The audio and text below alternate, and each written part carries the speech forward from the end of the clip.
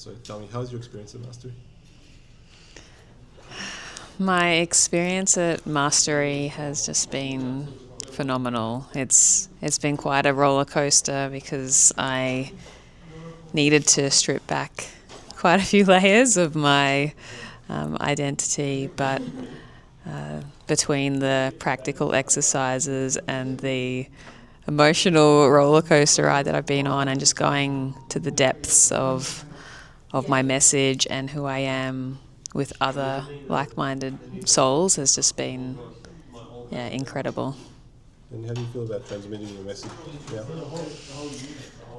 I feel really, really connected to my path and being this conduit to my message now. Not in a way where I have these practical speaker tools. It's more that I feel more deeply connected to my truth and my soul's path, and just trusting that I have the words and the wisdom and the experiences and the stories within me that will touch other people and have a ripple effect from there. And how is your relationship to the stage different as a result of Mastery? My relationship to the stage as a result of Mastery now is just less of the fear and more of love. Love for myself and my path that's being divinely guided and the messages that are coming through. But mostly just being of my highest service and trusting that when I am called forth to speak and be on stages, that I will know whether that's for me or not. And just knowing that everyone's journey looks so different, everyone's pull towards different types of stages is different. And for me, that unknown used to be quite fearful, and now there's a real trust and grace with the unfolding of it. And what would you say to people that are thinking about Mastery? What I would say to people who are thinking about Mastery is, if you have that inner knowing, then listen to it. This for me was never about speaking. It was my intuition calling me forth to really face my biggest fears and to meet these parts of myself that had been dormant or that I didn't even know existed.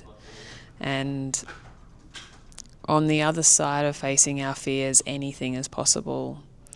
And so, I've been working with or surrounded myself with speakers and coaches and performers all of my career, and I've known Miroslav for over 5 years now, and he is always the person I go to support my clients. And now, I wouldn't choose anyone else to support me on this path. He really has lived and breathed absolutely every part that you would need in order to become truly embodied and connected to your voice. And from there, you can become an impeccable speaker. And you mentioned something about Miroslav's spaces as a similarity to ceremonial spaces. Tell me more about that.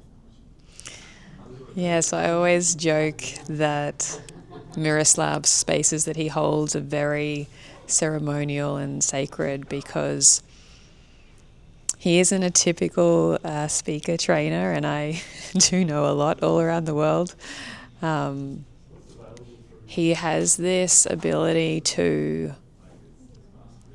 pick up on the nuances that people are going through and really hold the most beautiful space, not just for the individual, but bring everyone else in the container on that journey as though they're going through that as well. And he does it with such groundedness and with such heart and soul, because he really deeply cares and because he's gone through it himself. So, I joke about it because for me, this rush, it does remind me when I'm stepping into these spaces, I do treat them like I'm surrendering to a sacred ceremony that he is guiding me through.